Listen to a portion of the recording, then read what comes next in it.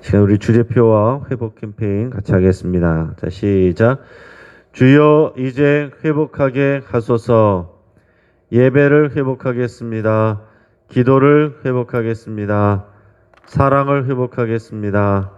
가정을 회복하겠습니다. 사명을 회복하겠습니다. 아멘.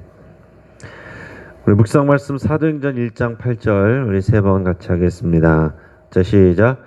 오직 성령이 너에게 임하시면 너희가 권능을 받고 예루살렘과 온 유대와 사마리아와 땅끝까지 이르러 내 증인이 되리라 하시니라. 오직 성령이 너에게 임하시면 너희가 권능을 받고 예루살렘과 온 유대와 사마리아와 땅끝까지 이르러 내 증인이 되리라 하시니라. 오직 성령이 너에게 임하시면 너희가 권능을 받고 예루살렘과 온 유대와 사마리아와 땅끝까지 이르러 내 증인이 되리라 하시니라. 아멘. 하나님께서 오늘 우리에게 주시는 말씀은 잠언 29장 15절에서 27절까지 말씀입니다. 자, 오늘 본문을 통해서 묵시가 없는 백성 이런 제목으로 말씀의 은혜를 나누겠습니다. 여러분, 어떤 물건이든지 보면 다 그 물건에 사용 설명서가 있습니다. 그 제품으로 산 그런 물건에는 사용 설명서가 들어 있습니다. 꼼꼼한 사람들은 그 사용 설명서를 잘 읽어보고 그 물건을 기계를 활용합니다. 하지만 어떤 사람들은 그 사용 설명서를 읽는 것이 귀찮아서 그냥 대충 감으로 이렇게 사용하기도 합니다. 뭐 복잡하지 않은 그런 물건과 기계라고 한다면 그렇게도 할 수 있겠지만은 굉장히 중요하고 또 비싸고 또 위험할 수 있는 물건이라고 한다면 그렇게 함부로 사용 설명서를 읽지 않고 그냥 감으로만 해서는 큰일 날 것입니다. 여러분, 우리의 몸은 어떻습니까? 우리의 몸에도 사용 설명서가 있습니다. 여러분, TV 프로그램 중에서 항상 인기가 있는 장르가 건강에 관한 정보 프로그램입니다. 여러 가지 질병에 대한 안내, 질병에 걸리는 원인들, 질병을 극복하는 법, 뭐 치료에 좋은 음식과 나쁜 음식 이런 것들을 많이 알려줍니다. 그래서 굉장히 유익하죠. 뒤집어서 말하면 무슨 얘기입니까?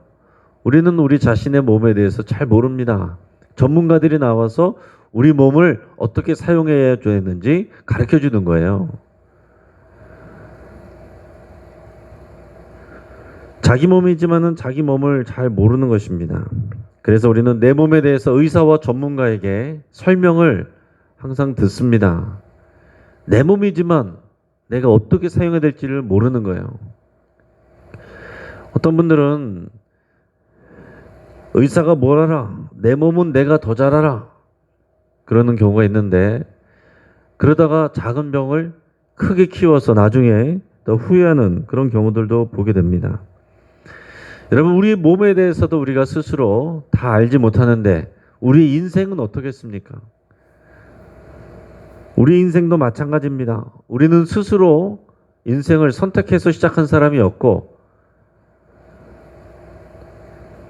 자신의 몸도 알지 못하는데 우리의 영혼에 대해서 다 아는 사람이 없습니다. 우리의 영생에 대해서, 죽음 이후에 대해서 아는 사람이 아무도 없습니다. 그런데 우리가 또한 우리를 지으신 하나님을 어떻게 다 알겠습니까? 하나님께서 우리를 창조하셨고 이 땅에 또 부르셨는데 우리 인생의 사용 설명서를 하나님에게 듣지 아니하면 우리가 어떻게 우리 인생을 제대로 사용할 수가 있겠습니까? 하나님께서 왜 나를 창조하셨고 이 땅에 보내셨는지, 왜 한국 땅에, 우리의 이 가정에 나를 왜 남자로 여자로, 나를 이런 상황과 환경 속에 나를 왜 이런 여러 가지 재능을 가지고 살아가게 하셨는지 그걸 우리는 하나님 앞에 물어봐야 되는 거예요. 우리를 창조하시고 부르신 분이 하나님이시기 때문에 나는 내 몸도 알지도 못하는 나인데 나의 몸과 영혼과 나의 인생을 창조하시고 계획을 세워가시는, 이루어가시는 하나님께 우리 인생에 대한 사용 설명서를 물어보고 듣지 아니하면 우리는 우리 인생을 마음대로 살다가 결국에는 실패하고 후회할 수가 있게 되는 것입니다.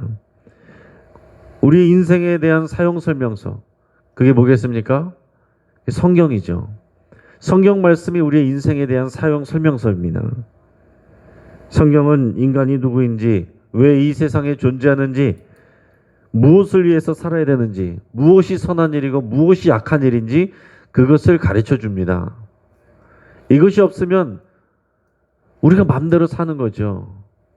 기준이 없으면, 선이 없으면 마음대로 하지만 그 기준과 선이 주어지면 분명하게 배우면 우리가 그 기준을 지켜야 되고 그 선을 넘지 않는 것을 배우게 되는 것입니다.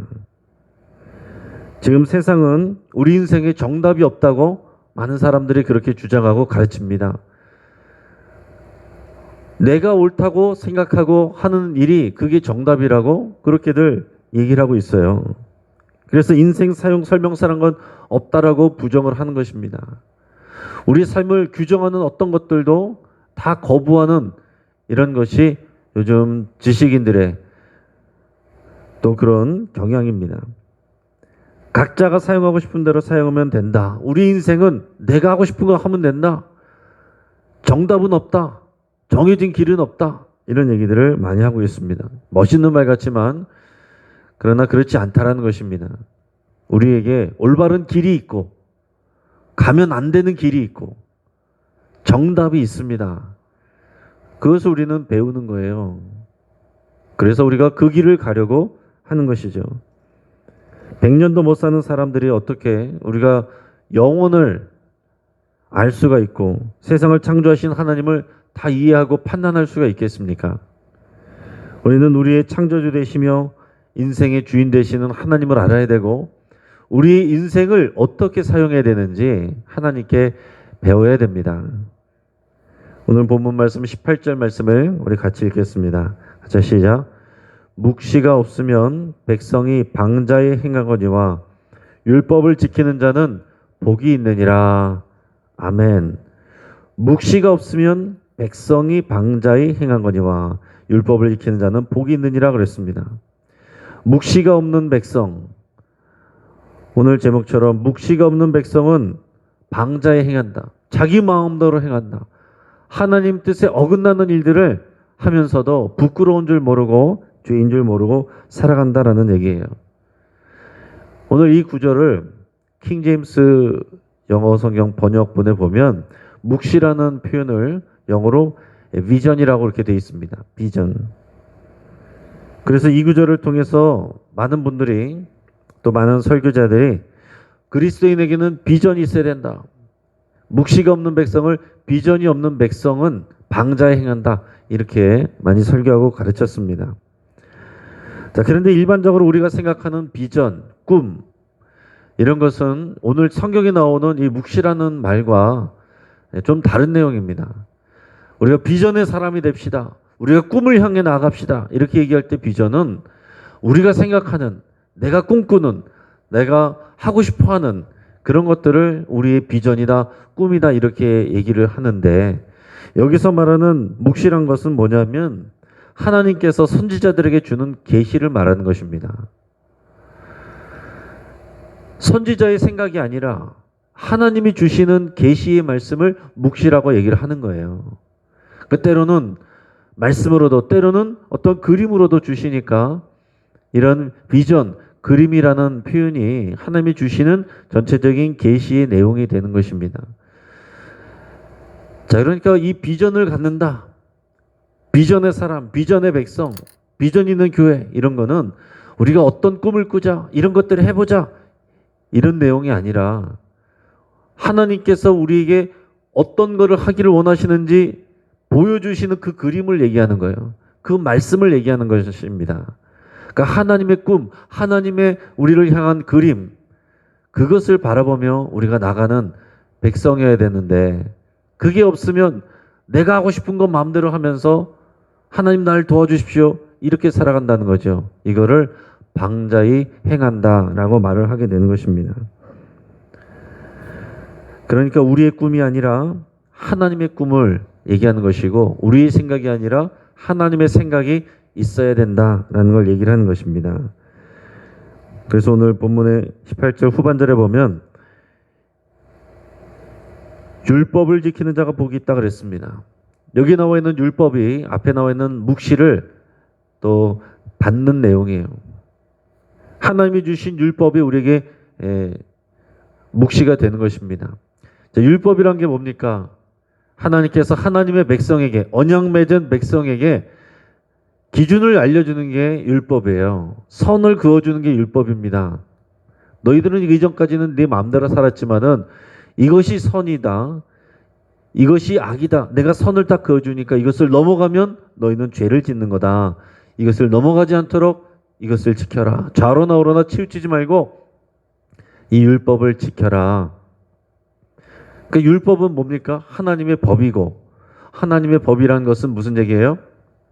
하나님이 뭘 원하시는 것인지, 하나님의 선이 무엇인지, 하나님 앞에서 악이 무엇인지, 하나님은 어떤 생각과 어떤 계획을 가지고 하나님의 백성을 통치하시는지, 또 우리가 어떻게 살기를 원하시는지, 하나님의 마음, 하나님의 성품, 하나님의 스피릿, 이것을 우리에게 알려주시는 것이 율법입니다.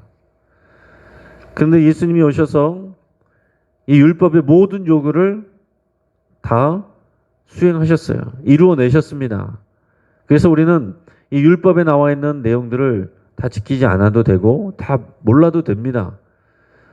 다 그렇다고 해서 율법을 폐하러 온 줄 아느냐? 나는 율법을 폐하러 온 것이 아니라 완성하였느라, 완성하기 위해 오셨다고 그랬고, 예수님은 율법을 완성하셨습니다. 그래서 예수님은 말씀하실 때 너희가 예전에는 이런 말씀을 이렇게 들었으나, 이게 율법의 내용이죠. 나는 너희에게 새로운 법을 주니, 예전에는 눈에는 눈, 이에는 이, 원수를 미하고 그렇게 갚으라고 했지만 나는 너에게 원하노니 새로운 법을 주니 너희는 원수를 사랑하라. 이런 새로운 계명들을 주신 거예요. 그러면서 율법을 폐했다고 해서, 율법을 폐한 것은 거기에 있는 우리가 지키지 않아도 되는 것들이 있습니다. 우리가 제사를 드리지 않아도 되고요. 할례를 받지 않아도 되고요. 거기에 나와 있는 여러 가지 정결례를 지키지 않아도 되고요. 뭐 다양한 그런 내용들을 우리는 지키지 않습니다. 그런 것들을 새롭게 하신, 그래서 안식일을 지키지 않고 우리는 주일 예배를 드리지 않습니까? 그렇다라고 해서 이제 율법이 필요 없다는 얘기가 아니고, 율법의 그 근본 정신은 여전히 유효한 것입니다. 그리고 율법의 정신을 예수님은 그것을 더 나가서 생명의 성령의 법으로 승화시킨 거예요. 살인하지 아니하면 우리가 됩니다. 십계명에서 살인하지 말라. 우리 가만히 있으면 살인하지 않는 거예요. 근데 예수님은 생명의 성령의 법을 주신 것은 마음으로 미워하면 너희가 사람을 죽인 거나 똑같은 것이고, 서로 사랑해라. 그것을 통해서 너희가 내 제자인 줄 알리라. 이렇게 또 적극적인 법을 주신 것입니다. 은혜를 받은 사람은 이제는 내가 율법을 몰라도 되고 내 마음대로 살아도 된다. 나는 구원은 따놓은 당상이니까 내 마음대로 살아도 된다. 이게 아니라 이제는 우리가 그리스도인이 되었으니까 주님이 주신 그 법을 이만큼만 지켜도 됐던 것을 이제는 주님의 마음과 그 은혜와 사랑으로 더 적극적으로 하나님의 뜻대로 살아가야 되는 그런 백성이 되었다라는 것입니다. 그래서 우리가 구원을 받았다라는 표현은 어떤 것입니까? 예수 그리스도 안에서 죽고 예수 안에서 살아가게 된 사람들입니다. 그리스도 안에서 새로운 피조물들이 된 사람들입니다. 이제는 우리 마음대로 사는 것이 아니라 우리를 위해서 생명을 주신 예수 그리스도를 위해서 사는 사람들이고, 우리는 그리스도인이 되어서 자기를 부인하고 자기 십자가를 지고 예수님을 따라가는 사람들입니다. 또 우리가 하고 싶은 것들을 마음대로 하면서 사는 사람들이 아니라 예수님이 우리에게 명령하시고 부어주신 그 사명을 감당하면서 사는 사람들입니다. 그래서 그리스도의 심판대 앞에 섰을 때 우리가 듣게 되는 것은 너희는 나의 계명과 사명을 얼만큼 이루었느냐, 이걸 물어보시는 거예요. 내가 너희에게 준 달란트를 가지고 얼마를 남겼느냐, 결산을 하는 것입니다. 그러니까 여러분 이것을 반드시 아셔야지, 이걸 들을 때만 내가 은혜 받고 나가서는 또 여전히 생각 안 하고서 마음대로 살면 그러면 한 달란트 받았던 사람들이 하나도 남기지 않고 땅에 묻어놨다가 주인에게 그렇게 혼나는 것처럼 될 수가 있는 것입니다. 교회 밖에 있는 사람들이 묵시가 없는 백성으로서 사는 것은 당연한 일이죠. 그러나 교회 안에서 우리가 그리스도인이라고 말하고 우리가 주님의 성도라고 하나님의 백성이라고 제자라고 말하면서 묵시가 없는 백성처럼 방자에 행한다면 그것은 하나님 앞에서 우리가 변명할 거리가 없게 되는 것입니다. 우리가 묵시가 없는 백성으로 살아가는지 아니면 묵시가 있는 백성, 하나님의 말씀을 붙잡고 그 그림을 따라서 살아가는 백성인지 이 새벽에 이 말씀을 나눌 때 우리가 항상 그것을 우리는 확인하는 것입니다. 우리 이어서 15절 17절 우리 같이 읽겠습니다. 자, 시작. 채찍과 꾸지람이 지혜를 주거늘 임의로 행하기에 버려둔 자식은 어미를 욕되게 하느니라. 네 자식을 징계하라. 그리하면 그가 너를 평안하게 하겠고 또 내 마음에 기쁨을 주리라. 아멘. 자, 이 묵시가 없는 백성이란 것은 나라를 단위로 얘기한 거라면 자, 이것은 그대로 가정 공동체로 가져와서 말씀을 하시는 거예요. 가정 공동체에다가 이 묵시가 없는 백성을 이 내용을 적용하면 묵시가 없는 백성이 가정에서는 뭡니까? 오늘 15절에서 얘기하는 것처럼 임의로 행하는 자식이 되는 것입니다. 내 마음대로 행하는 자식. 내가 하고 싶은 대로 하는 그런 자녀를 얘기하게 되는 거예요. 자기 마음대로 행동하는 자녀는 왜 그렇습니까? 하나님이 주신 이 묵시가 자녀들에게 전달되지 않았기 때문에 그런 거예요. 자녀를 사랑하기 때문에 사랑한다는 이유로 내버려 두는 것입니다. 묵시를 가르쳐주지 않는 것입니다. 무엇이 기준이고 무엇이 하나님이 보시기에 선한 것이고 나쁜 것인지 그거를 심어주지 않으면 자녀들은 임의로 행하는 자식이 된다라는 것입니다. 그래서 그러지 않기 위해서 부모는 뭐라고 그랬습니까? 자녀에게 이 하나님의 묵시를 따라서 채찍과 꾸지람으로 지혜를 가르쳐야 된다라고 말하고 있는 거예요. 채찍과 꾸지람. 왜 채찍과 꾸지람으로 얘기를 해야 되겠습니까? 여러분, 인간은 태어나면서부터 원죄를 가지고 태어납니다. 그리고 죄의 본성을 가지고 태어나요. 선을 가르치려면 몇 번을 반복하면서 그것을 가르쳐야 선을 행하게 되지만 아이들도 가르치지 않았는데도 스스로 죄를 짓습니다. 아기 때도 보면 어리니까 귀엽다 귀엽다 예쁘다 예쁘다 해서 그렇지 잘 보시면 어린아이들도 가르치지 않아도 남을 미워하고 또 질투하고 남의 것을 뺏으려고 그러고 또 자기에게 좋은 것은 남에게 뺏기지 않기 위해서 거짓말을 하고 말은 못해도 죄된 행동은 다 한다는 얘기죠. 그는 죄를 배워서가 아니라 그 안에서 나오는 것입니다. 이 죄악된 본성을 가지고 인간은 태어나기 때문에 그런 것입니다. 그래서 자녀가 어릴 적부터 하나님이 기뻐하시는 일을 무엇인지 알도록 가르쳐야 된다는 거예요.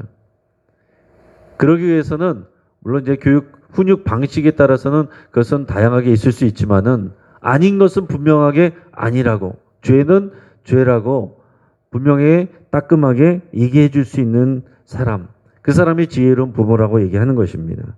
그 사람이 하나님의 묵시를 받고 그 묵시를 따르는 사람이고 그것을 가르치는 사람이에요. 주변에 보면 오냐오냐 키운 자녀들 때문에 낭패를 보는 그런 사람들이 있습니다. 그 본인은 정말 어렵게 그 인생의 커리어를 많이 쌓았는데 그 함부로 자란 자녀가 그 방탕한 그런 일들을 통해서 그 아버지의 부모의 또 이름의 얼굴에 먹칠을 하는 경우들을 종종 보게 됩니다. 예뻐할 줄만 알았지 옳고 그름에 대해서 단호하게 가르쳐주지 않으면 그렇게 됩니다. 이런 교육은 자녀들이 어릴 때 가능합니다. 사춘기가 지나면서부터는 부모의 말을 듣지 않아요. 부모의 말이나 또 그 가르침을 듣지 않고 오히려 친구들의 말을 더 귀담아 듣습니다. 이것은 우리 심리 발달적으로 다 그렇게 되는 거예요. 어릴 때는 자기에게 중요한 타자가 부모님이지만 점점 자라면서는 친구가 되고 또 주변에 뭐 선생님이 되고 다른 사람이 되는 거예요. 그래서 어릴 때 이 말씀을 옳고 그름을 분명하게 가르쳐야 된다는 얘기죠. 그러니까 자라서 나중에 신앙의 자유를 갖게 한다? 하나님의 묵시를 배우지 않았는데 그렇게 자발적으로 그렇게 하나님을 찾아서 오는 사람이 많지가 않습니다. 어릴 때에 그것을 가르쳐 줘야 되는 거예요.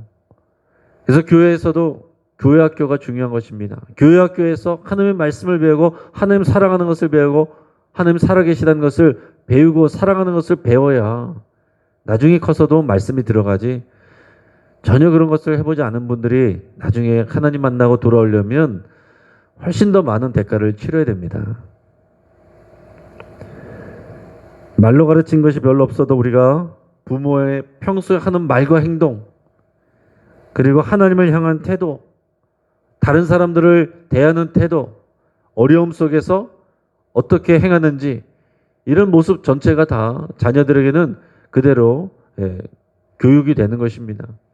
그래서 우리 자녀는 부모의 거울이라고 말을 하는 거예요.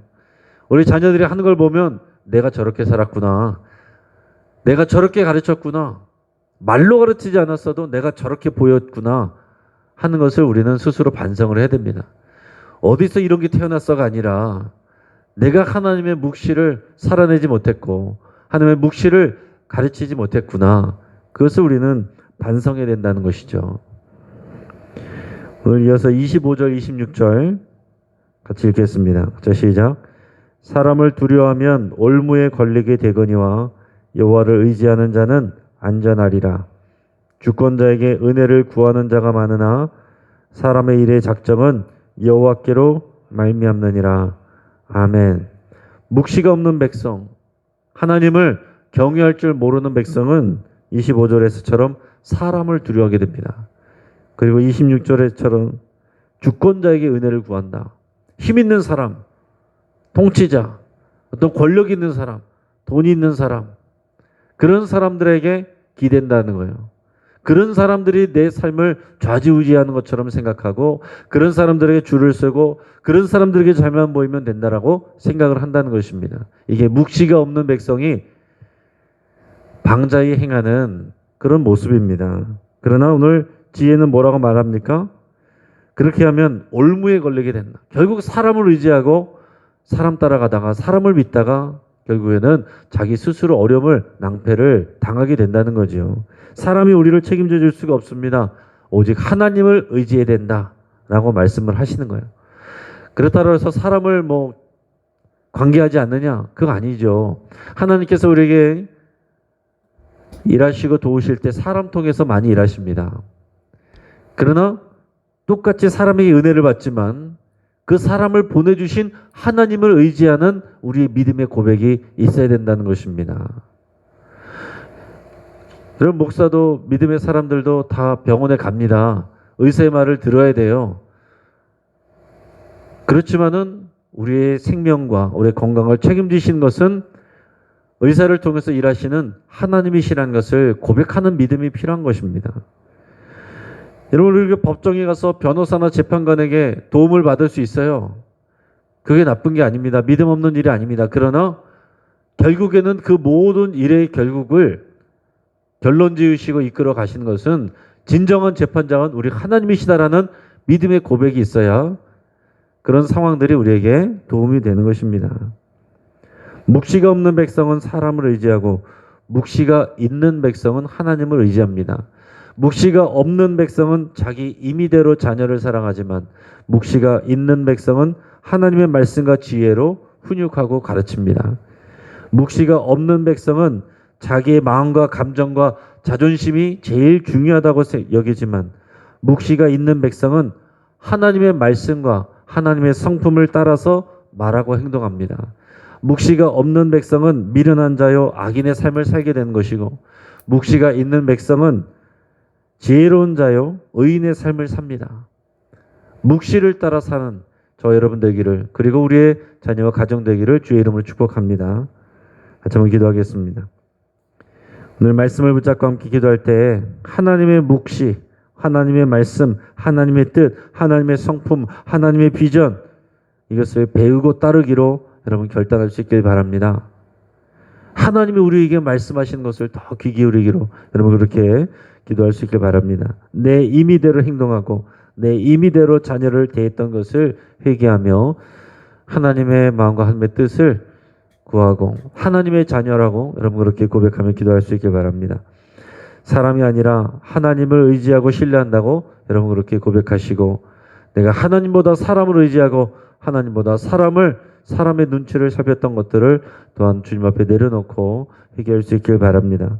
우리 가정을 위해서 기도할 때 우리 가족들에게 삶으로 하나님을 증거하고 보여줄 수 있기를, 우리 자신이 오늘 말씀을 듣고 기도한 우리 자신이 우리 가족들에게 살아계신 하나님을 증거하고 보여줄 수 있도록 위해서 함께 기도하겠습니다. 오늘 금요 기도회를 위해서 하나님께서 성령 충만한 능력과 은혜를 부어주시기를 위해서 함께 기도하겠습니다. 또 원로 목사님과 어르신 성도님들을 위해서 기도할 때 겉사람은 낡아져도 속사람은 날로도 새로워지기를 위해서 간구하며 기도하겠습니다. 지금 대선을 준비하는 정치인들의 움직임이 활발합니다. 그들에게 하나님을 경외하는 마음을 부어주시고 또 겸손을 부어주시기를 위해서 우리 같이 기도하겠습니다. 정치인들이 나라를 주관하고 좌지우지하는 것 같지만 결국은 이 나라 이 땅을 움직이시는 것은 하나님이십니다. 우리 하나님께서 하나님의 뜻에 맞는 일꾼들을, 지도자를 세워주시기를 우리가 미리부터 구하며 우리 백성들에게 그런 지혜를 주시기를 위해서 함께 기도하겠습니다. 우리가 주여 한번 간절히 부르짖고 합심해서 함께 기도하겠습니다.